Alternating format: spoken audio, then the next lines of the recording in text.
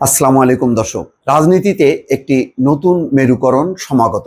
নিশ্চয়ই বুঝতে পারছেন, গত কয়েকদিনে জামাত, এনসিপি, বিএনপির নানা বক্তব্য বিবৃতির মধ্য দিয়ে এটা পরিষ্কার যে আওয়ামী লীগ নিষিদ্ধের আগে রাজনীতির যেমনটা ছিল এখন কিন্তু সম্পূর্ণ বিপরীত। এই কারণে রাজপথে এনসিপি, জামাত, হেফাজত মিলে একটি মেরুকরণ হয়েছিল, যারা দাবি করেছিল যে আওয়ামী লীগ নিষিদ্ধ করতে হবে। কেন এই নিষিদ্ধের দাবি? তারও কিছু কারণ আছে। কি ঘটছে রাজনীতিতে রাজপথে একসাথে আন্দোলন করেও হঠাৎ করেই জাতীয় নাগরিক পার্টি আর জামাত একেবারেই বিপরীতমুখী অবস্থানে। সরকারের উপদেষ্টারাও বক্তব্য দিচ্ছেন জামাতের ৭১-এর ভূমিকা নিয়ে। এমনকি এনসিপি রাজপথে একসাথে আন্দোলন করার পরও এখন তারা প্রশ্ন তুলছে যে না, জাতীয় সঙ্গীত গাইতে না দেওয়া, গোলাম আজমের বাংলায় বৈষম্যের ঠাঁই নাই, এই স্লোগানের সঙ্গে তারা একমত না।